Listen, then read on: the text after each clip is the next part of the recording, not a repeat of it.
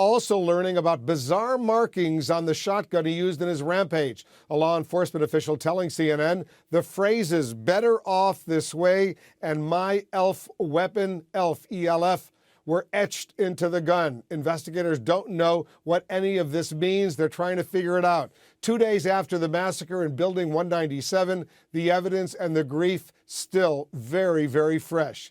Let's bring in our crime and justice correspondent, Joe Johns. He's been looking into all of this. What are you finding out, Joe? Wolf, today law enforcement authorities said they were still processing the multiple crime scenes inside the Navy Yard as the issue of who gets legitimate access to Defense Department installations like this one became an issue at the highest levels. Almost back to business. So-called essential workers were allowed to return today to the Navy Yard 48 hours after the shooting. Non-essential employees were allowed to pick up their cars, even as the back and forth was just getting started over how a guy like Aaron Alexis, with so many red flags about his mental stability and even run-ins with the law, could get a clearance to walk onto a seemingly secure facility like the Navy Yard carrying a shotgun, no less.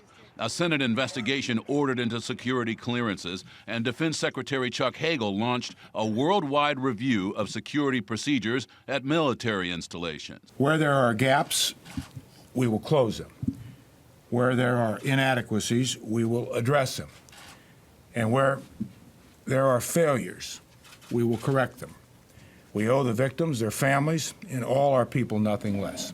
Meanwhile, there were new details about the health of the shooter. Aaron Alexis visited a Veterans Administration hospital last month and was given medication for insomnia. Authorities also said he was given disability pay for tinnitus, ringing of the ears.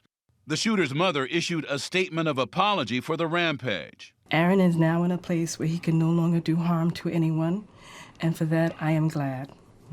To the families of the victims, I am so very sorry that this has happened.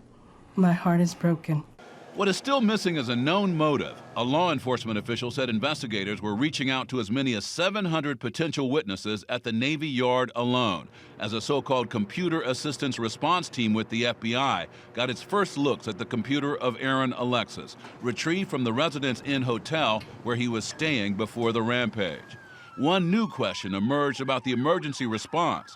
Capitol Hill police said on the morning of the shootings, their armed response team was ready to enter the Navy Yard, but was turned away.